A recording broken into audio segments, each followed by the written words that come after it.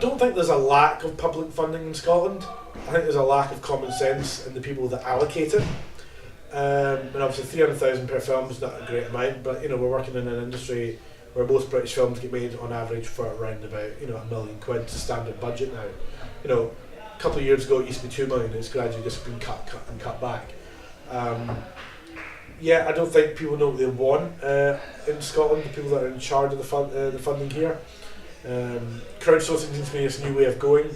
But at the same time, I've looked into all this myself, and I've spent so many years doing micro-budget films, and if you look at a lot of other films that have been made for that, or maybe up to 30 grand, Running in Traffic, which is a good film and I like it, but they have very limited shelf life, because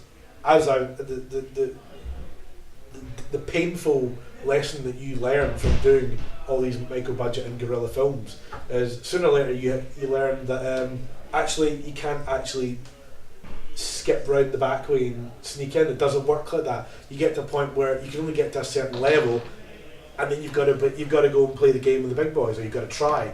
It's like films like that are not going to get the distribution to go into cinemas where an audience will make its money. It's not going to get the investment budget. You're not going to have the money to market it to get that amount of people to go see it, and it really it's a real problem. So although people are driven to it because we don't have any other choice, because it's very cliquey up here, the people that are in with the funders don't want to be replaced by the new blood, and because there's not people in Scotland, particularly in Creative Scotland, that really understand commercial film and don't understand how to deal with new talent. I'm not massively interested in dealing with new talent personally.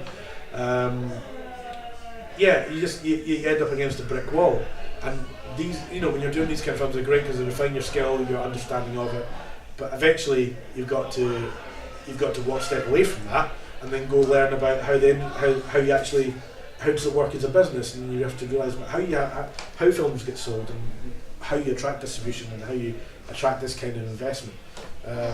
So it's a double-edged sword. There's no answer to it. It's a very tricky thing. Out of necessity, crowdsourcing has kind of become a bit more of the norm, which I think works quite well for art house cinema, because you can make something a very low budget and it will have its day at the festivals and will have an attraction. But when you start getting into trying to make commercial films for these kind of micro budgets, you're gonna find a stumbling block, because unless you're incredibly lucky and a very ambitious and risky sales agent takes it on, it's going to be kind of difficult to sell it, because it's not going to have that much of an audience in festival, because it's not very arty and it's very commercial, which is fine, but you're not going to be able to get it to the audience that you need to get it to. So yeah, I'm going to go round in circles on this, because it's a Bermuda Triangle. There's no fucking way to properly explain or understand. There's no right way of doing it, but there's also no wrong way of doing it. But there is a right way of doing it, and there is a wrong way of doing it, but there isn't. It's the whole system's fucked. Go work in McDonald's. No. If you want to have a career and a stressed career in film, if that's really what you want to watch, it's not easy, it's not glamorous, it's fucking hard work. You will spend years not getting anywhere, and suddenly you'll get somewhere or you won't. You've got to have perseverance, you've got to be open to learning, to being criticised, to doing different things. I've found from what you think of yourself as having a talent, you then have to, you realise you put that into skill sets, and you end up using that skill set to do other things that are not exactly what you want to be doing, but they're kind of related. I do a lot of corporate video now. I did a bit of video journalism, just because I knew how to operate a camera and I can edit. It's like, so eventually it doesn't become the things you have to do. You figure out what the skills are and what skills there that you are good at, and apply yourself to, because you'll need them to earn some money, because the hardest problem is earning a living. For years I was a barman, I worked in the call centre, I was a postman. Quite liked the postman one because I was in really good shape. The minute I gave it up and started working in the film industry, I became a fat fuck. But so it has its pros and its cons. It's tricky, but if you're determined, and that's your passion, and that's really what you want, then stick at it, and don't let anyone tell you no, because you will get a lot of no's. Just gonna go fuck them and just keep going. It is a very it will prey on your thoughts. It will depress you. It will drive you to insanity. You'll probably find yourself practically broke half the time. So yeah, but if that's what you really want and you feel this is right for you, then go for it. But don't be half and half. Well, maybe try this for a couple of years. If it doesn't work out, maybe go be a teacher or something. You know, no. If you go in with that attitude that you've got a backup, then don't do it.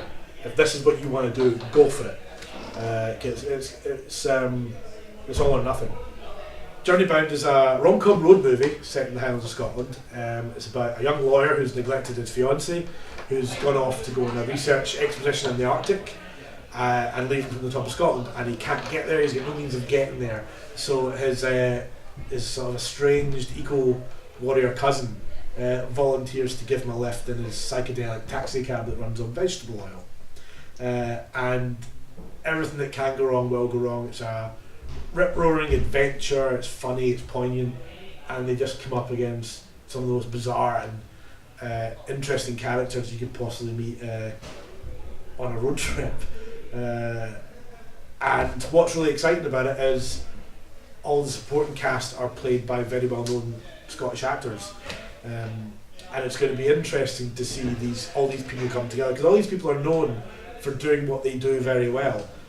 Some of them very well renowned for comedy, and it's going to be interesting to see them all come together in one movie. And I think that's the hook for the audience, to see all these different people that they love for doing different things, like Ford for doing Still Game, and Claire for doing Gregor's Gill and like Red the Wharf even, and kind of seeing all these different people come together. And it should be interesting. I think the main object with this is a film that appeals to all the family, and is a lot of fun. It looks nice, and I think it's quite poignant in parts as well. And it'll be, it may draw a tear or two, but there'll be a lot of laughter. Well, I hope they find it funny. Yeah, go see it.